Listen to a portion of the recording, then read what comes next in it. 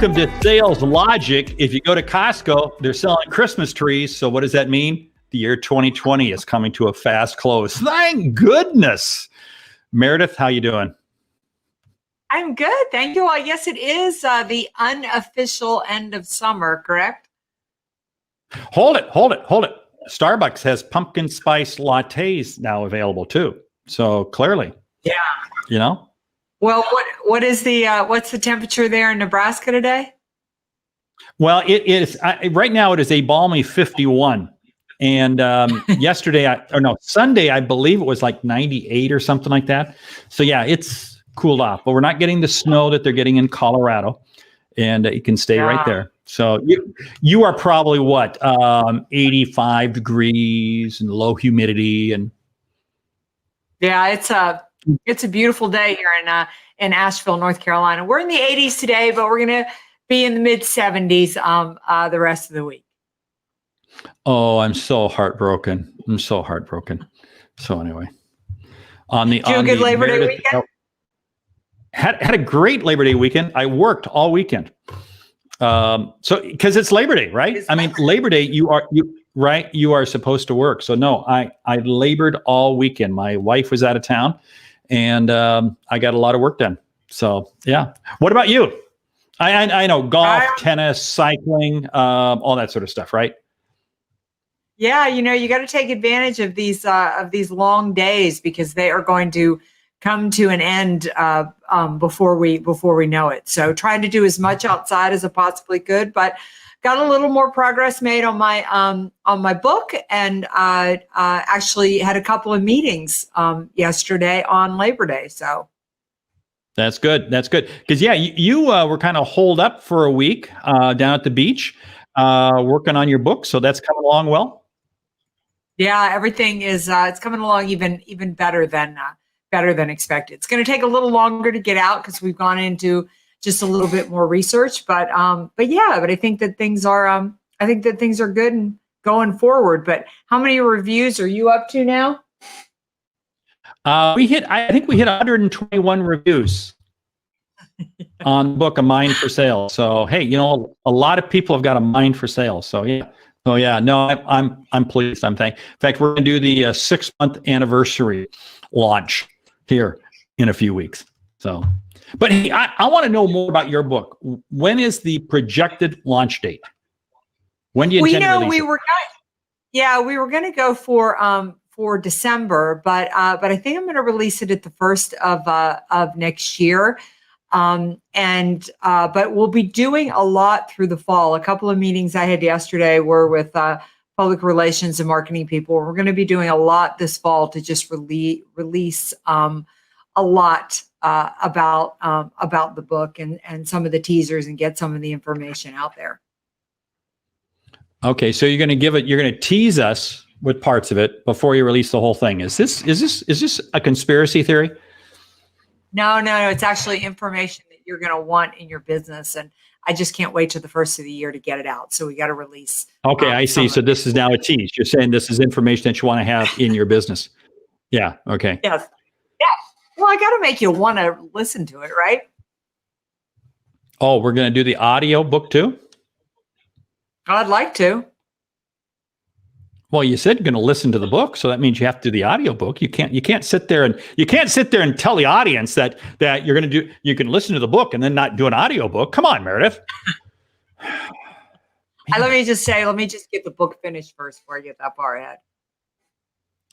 Okay. Hey, we should remind people about the Business Leadership Roundtable too, because that's that project you and I are working on with our good friend Sam and Mary Kelly. Yeah, and in fact, you'll want to catch us on LinkedIn Live this Thursday at 5:00, where we'll be talking about another section of our groundbreaking white paper and talking a little bit about our brand new mastermind, the Business Leadership Roundtable. You can go to businessleadershiproundtable.com, find out more about the mastermind, and as well as get a download of the white paper. And that's 5 p.m. Asheville, North Carolina time on Thursday. Oh, yes. Eastern time, 5:00 Eastern. That's right. I always forget about that.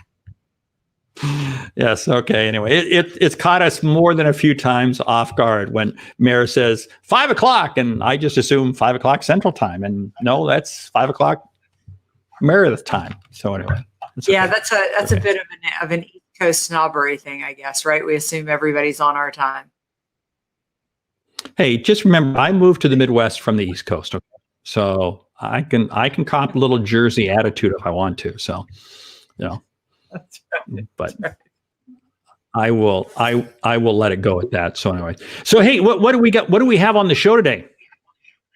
We've got, we're going to be talking about sales presentations and what you need to do to move up the sales ladder. So I think we're getting a big push from our producer, and I think he's right. I think we should start this show. What do you think, Mark? I think he sent us the cue. Start. Let's go, Micah. Go. When we prospect with integrity, we will get customers who have integrity. Integrity is the foundation from which everything is built on.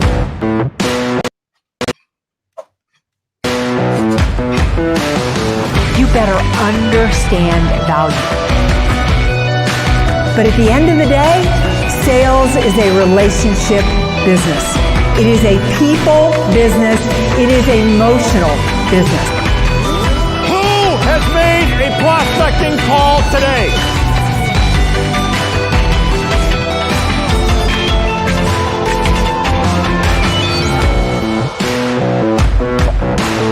This is Sales Logic.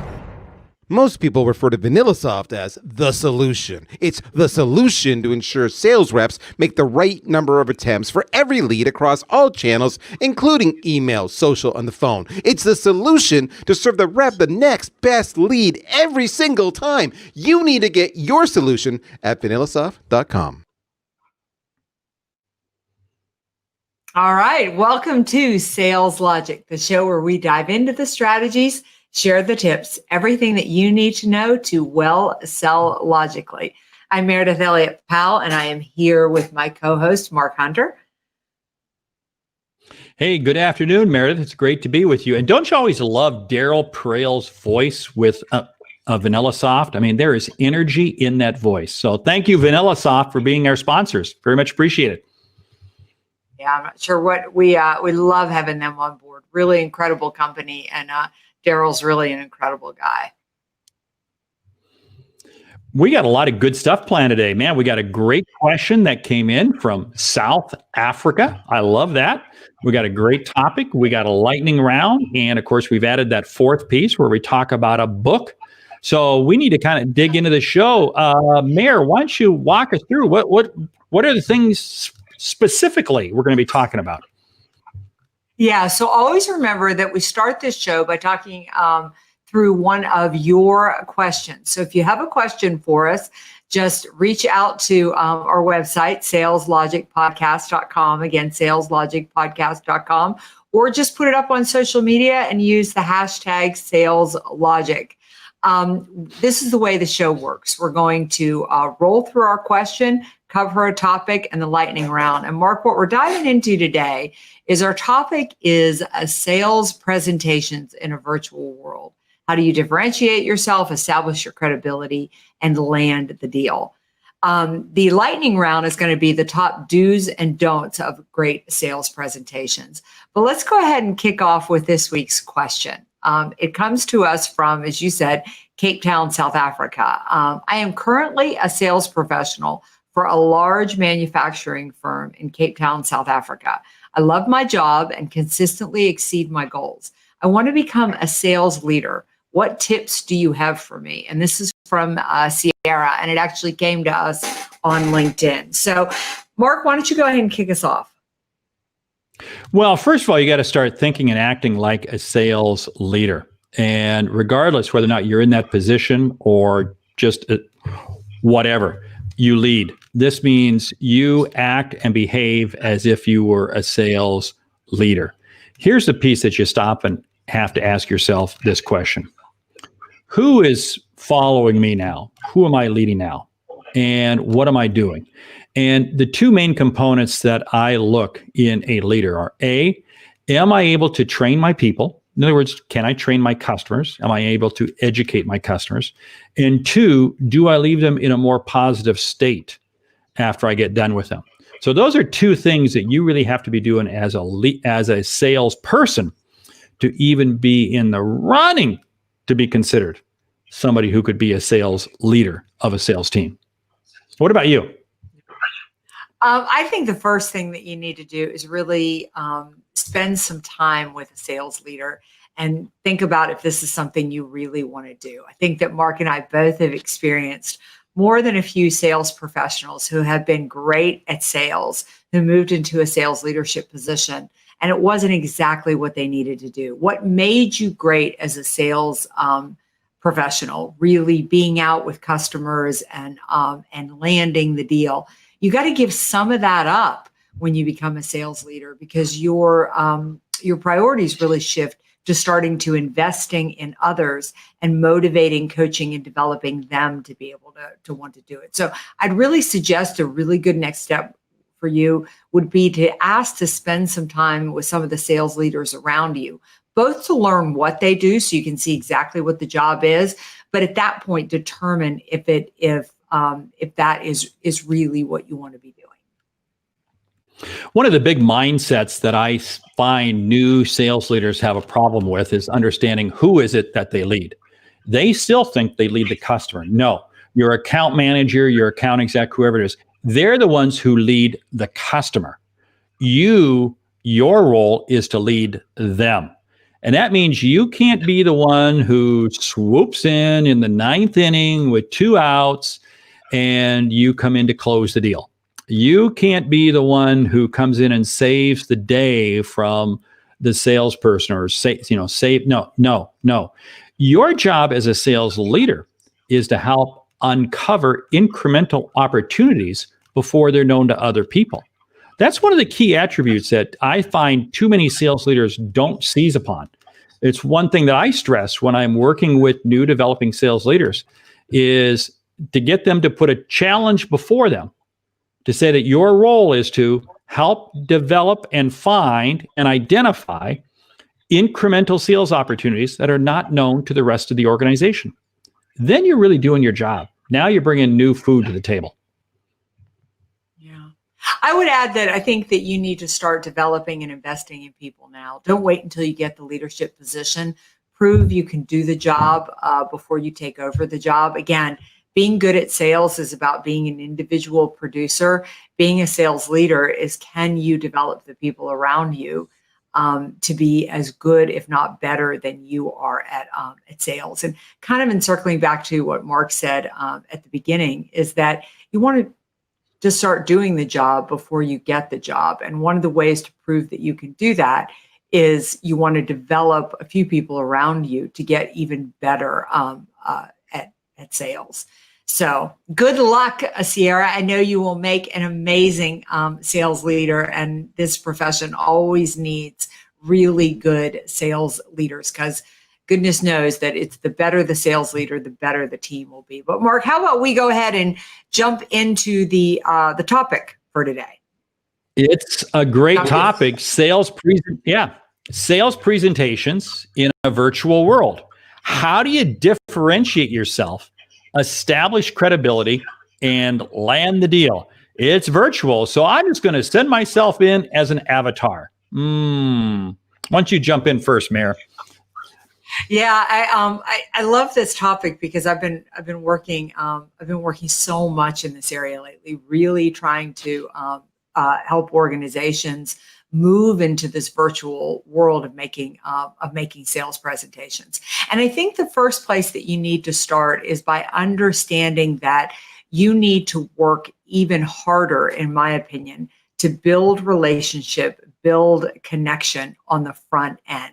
You're going to establish your credibility. You're going to have time to make your pitch and to do all those types of things. But if you want people to listen to you, you have to begin by listening to them. And remember that people virtually or in person are going to buy from you because you understand them, not because they understand your product or service. So really begin the sales presentation by spending time in learning about them by doing some things on the front end that are investing in engaging your audience before you go right into your pitch. Bring them into the sales presentation. You bring up a line that I love to use, and that is your reputation arrives before you do. Now, this is the way it is in every step of the sales call. Your reputation arrives before you do, because no customer is going to talk to anybody without first checking you out online. But let's stop and take a step back, because if we're trying to, how do I differentiate myself? How do I establish credibility? It's about authenticity. Authenticity, more than ever, is so critical in a virtual world, because we are living in a more and more of a jaded society, a warped society, because there's so much noise out there. And that means being authentic. And you and I have used this word. We use it a fair amount. I almost hate saying it, but integrity. You have to have that level of integrity established in the marketplace before, because otherwise all you are is you're just a poster child for some presentation, and there better be some substance behind it. I'm going to add that I think that you need to really get to know your audience before a virtual presentation. Understand that in virtual, while I can still see you, you can still see me. There's more of a distance. And when there's more of a distance, your audience is uncertain, they're unsure, and they want to make sure they're making the right decision. So that means that your presentation has to speak specifically, to them. You need to know their customers. You need to know their challenges. You need to know the makeup of their organization. And your presentation better be laced with some of those nuggets to show that you have truly customized the presentation and you really understand who they are and what they're looking for. People connect to you, again, when they feel like they've been heard, and when the presentation feels customized to their particular needs. That really makes a difference. And that means the questions have got to be engaging to them. And that's right there. We have to double down on our level of engagement with the other party. We might be doing it by way of Zoom. We might be doing it by way of WebEx, Microsoft Teams, maybe a telephone call. I get to sit in and observe too many online presentations that really could just as well be delivered by way of a YouTube video, because they're basically one-way communication. We have to be engaging. But what does this mean? This means right up front, you have got to, and Mary, you've been talking about it in terms of really understanding who is that customer before you get into the conversation. What drives them? What motivates them? Where are their people? We have to do more homework coming into a virtual presentation, a virtual sales call, than I think we had to do in a live sales call, face to face. And it just because it moves faster, and we got to be ready much, much earlier. Yeah. I would also say that you need to really learn the art of storytelling. I think the storytelling is always really important in presentations. It has a big place in the middle of a virtual presentation. Remember that your audience can Google most of the things about your product or service, so don't worry about all the little bells and whistles. They've done their homework too. They know that. What are the stories, and how can you use story to give them good examples and establish the credibility that you need to really make them see, oh, I understand how the product or service would solve our particular solutions or our particular challenges. So when we go into a sales presentation, you want to have a strong open. You want to establish your credibility right off the bat. You want to speak specifically to their challenges and their concerns, and then really use story to back up your point. That story is what makes you memorable. And good stories are what make people truly, deeply understand what it is that you're trying to talk about with some of the bells and whistles that you're making in your sales presentation. Yeah. And there's several key components to a good story. One, it has to be relatable, and it has to be your story. Now, it isn't necessarily that it's your story, but you have to tell it in your words because it becomes much more believable. You have to be able to tell it in a way that the customer can put themselves into the story. If they can't put themselves into the plot, into the story, there's no hook.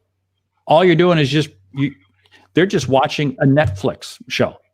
They have to feel part of it. And if you think about it, you watch a good movie, you watch a good show, you can literally put yourself into it. And that's what's so key. And the final piece is it has to connect back to the outcome. And the customer is the one that has to understand what the outcome is. It's not for you to share the outcome. It's for the customer to know what the outcome is. And when they say what the outcome of the story is, think about it. Then you've hit home. Then the story becomes both saleable and it becomes memorable. Yeah. And last but not least, I will tag one more on. You better have a call to action. Is don't leave that meeting without the very next step of what's going to happen, who's going to do what, and when the next reach out on your part is going to be. So I think that sales presentations, as much as we don't like it, we should plan for them. We should structure them. We should role play them. And when they go well, we should do an autopsy and see why they go well. And when they don't, we should do an autopsy and see what didn't work. So it's just consistent. It's consistent improvement. But Mark, you ready to talk about this week's book and this week's author?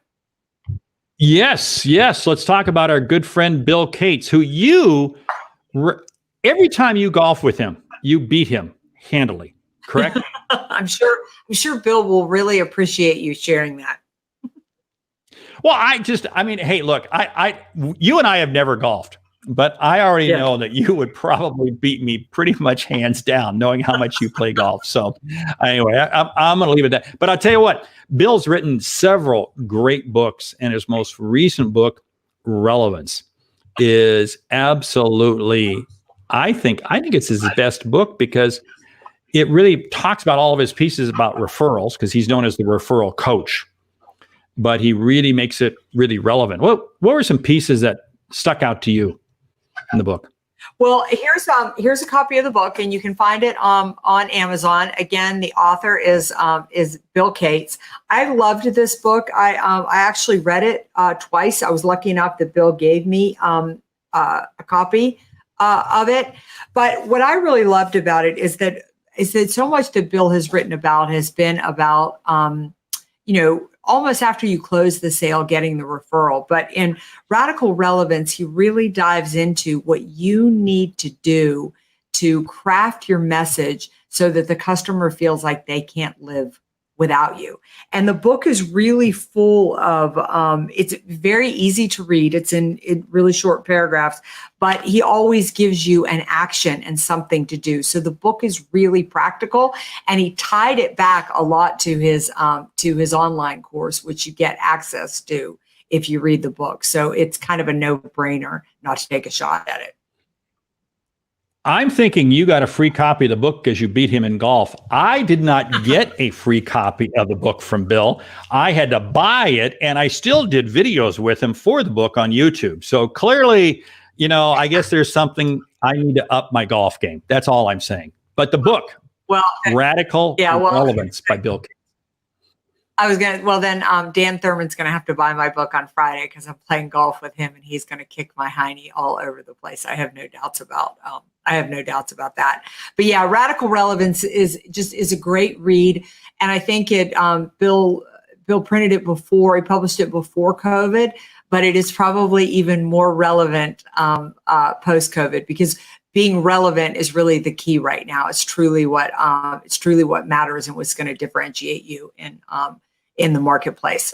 So with that, it is probably time to get into the lightning round. And the lightning round. I got to stop you for 1 second.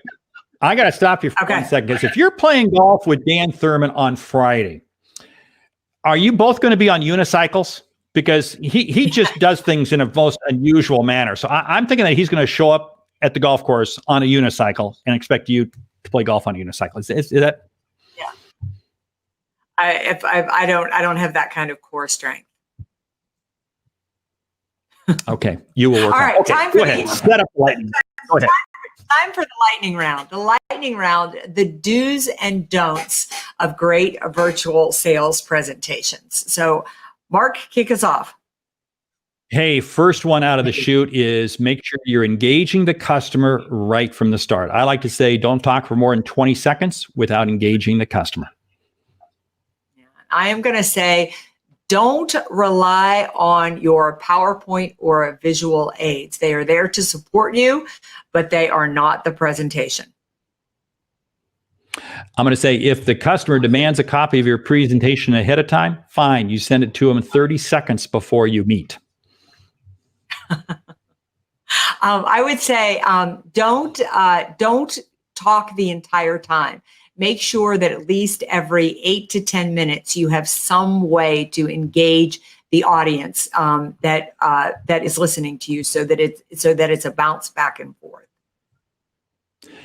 I'm going to add to that one there is make sure you take whatever they share with you and ask them a follow-up question, because in any sales presentation, the best information shared by the customer is not going to be the first comment. It's what I say, going 3 levels deep. You drill down deep to get to the good stuff. Yeah, and I'll follow up on that. Don't share information they don't need. Every customer has pain points. Usually I say 2 to 3 pain points, and your presentation should solve their most urgent needs. So don't give them information about your product or service, however sexy you believe it is. Don't include it there. Keep it really focused on what their urgent needs are. You can offer it as more information later and let them know you have more to share, but keep it focused.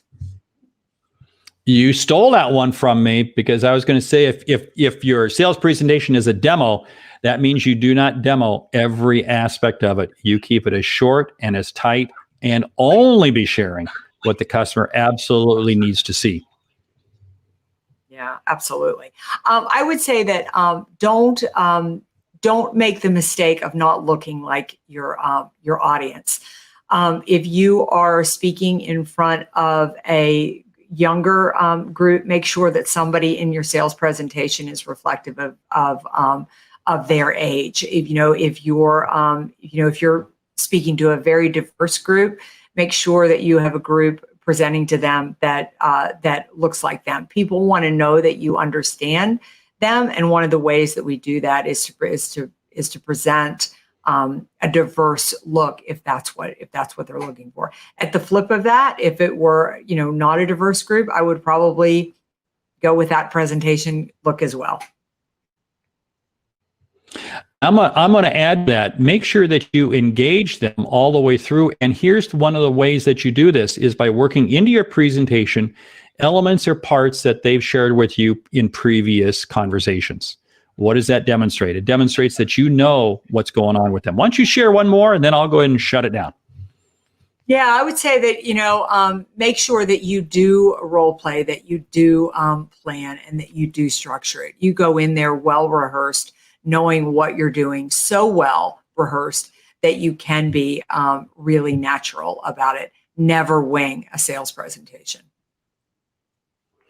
And again, you stole one from me, because my line is the best sales presentation is the one never given, because you know your stuff so well, so good that you don't even need a presentation. So with that, hey, let's go ahead and shut things down. I want to say thank you for listening to Sales Logic this week. If you like what you hear, subscribe, rate, and review the show on your favorite podcast app. If something we've said has earned you a single dollar, consider telling a friend about our show. It's how we grow to help you grow. I'm Mark Hunter.